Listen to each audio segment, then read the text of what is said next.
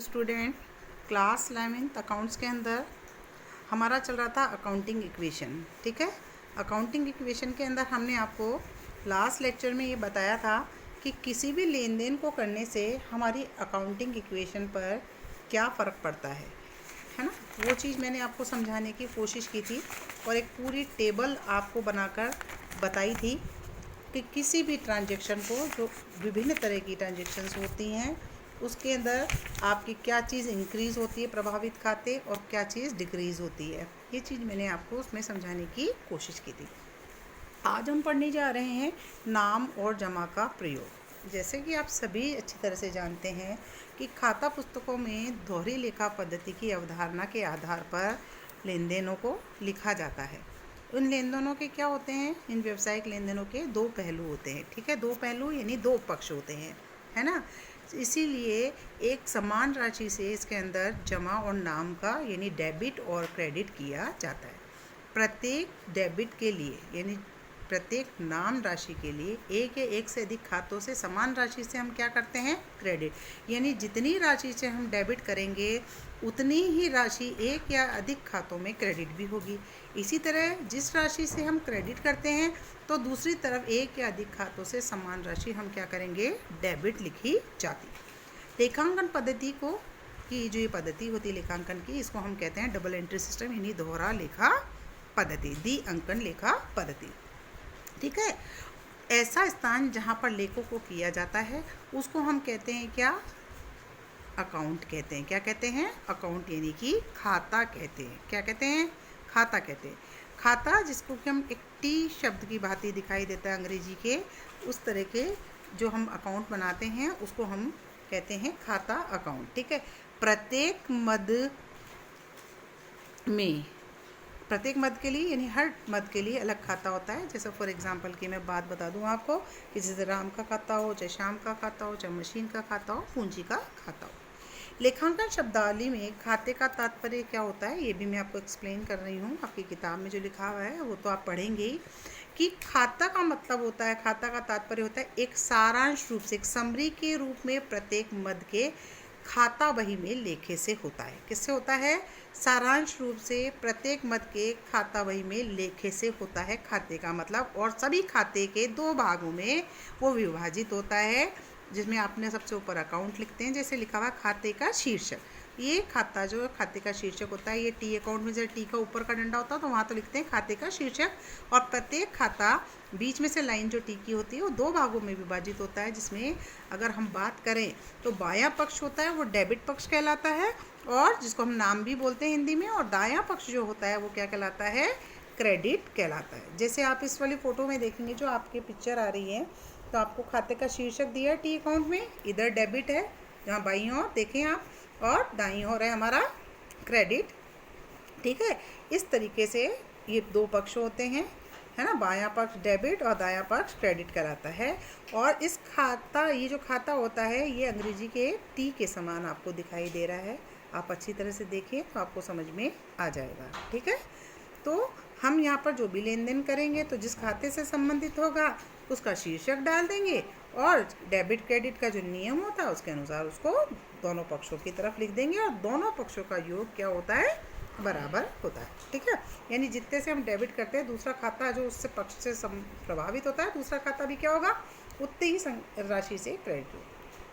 ठीक है, लेखांकन की भाषा में खाते को हम लिखते हैं अकाउंट यानी A/C लिखते हैं। कैपिटल लेटर्स में लिखेंगे तो A कैपिटल लेटर्स में, ऑब्लिक लगाएंगे C।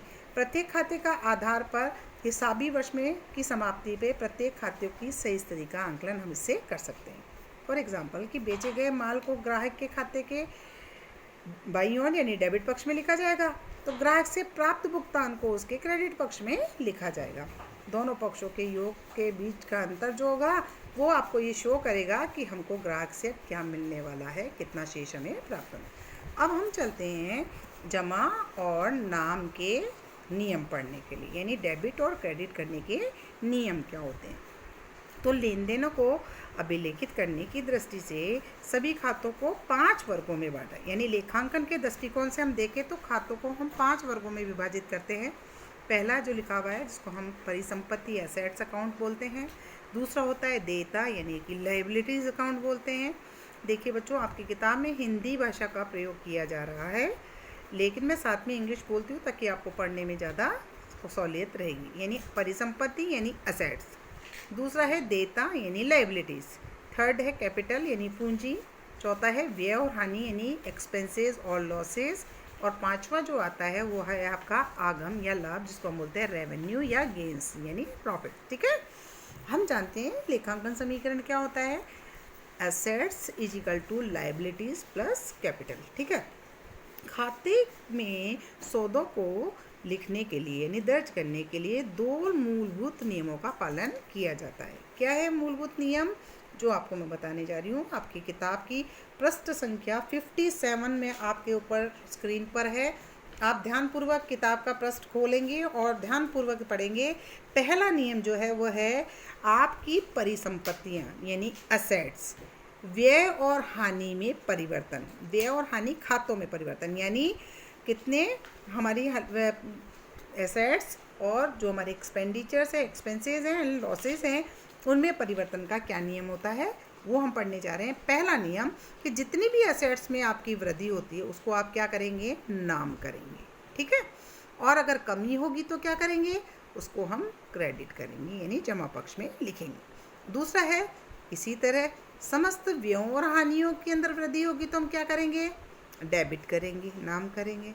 अगर उसमें कमी होती है तो हम क्या करेंगे, उसको हम क्रेडिट में दर्ज करेंगे। दूसरा नियम होता है वो है देयता और पूंजी आगम लाभों में परिवर्तन के नियम। ठीक है, इसके अंदर आप देखेंगे कि देयताओं में यानी लायबिलिटीज़ में वृद्धि हो तो आपको करना है क्रेडिट, और कमी होती है तो आप करेंगे डेबिट। इसी तरह पूंजी में वृद्धि होगी तो आप करेंगे क्रेडिट, और कमी होगी तो आप करेंगे डेबिट।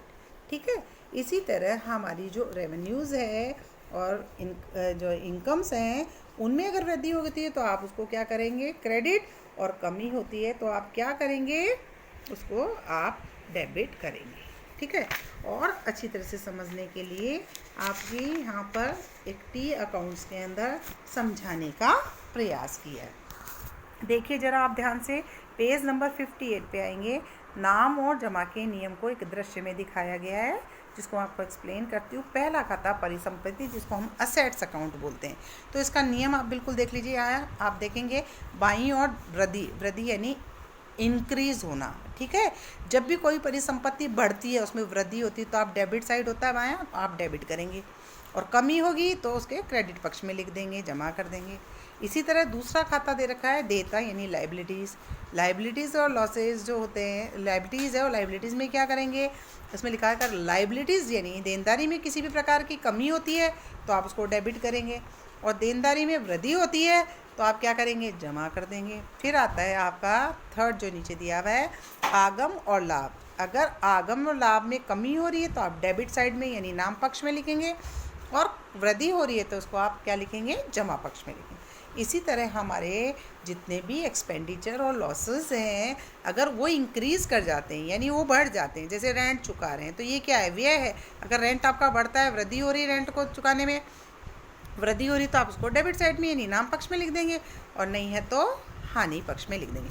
तो ये एक चार्ट के रूप में आपको समझा दिया है कि assets, liabilities, profit and incomes, losses and expenditures जो होते हैं तो हमारे जमा और नाम के क्या नियम होते हैं, यहाँ पर समझाने का प्रयास किया। ठीक है, अब आ जाते हैं हम अपने नेक्स्ट चीज़ पर, जो लिखा हुआ है कि पृष्ठ संख्या 53 पर जो हमने ट्रांजेक्शन किए थे, अब उनके नाम और जमा के जो नियम हैं उसको लगाते हैं और बता दें कि इसको किस तरीके से लिखा जाता है।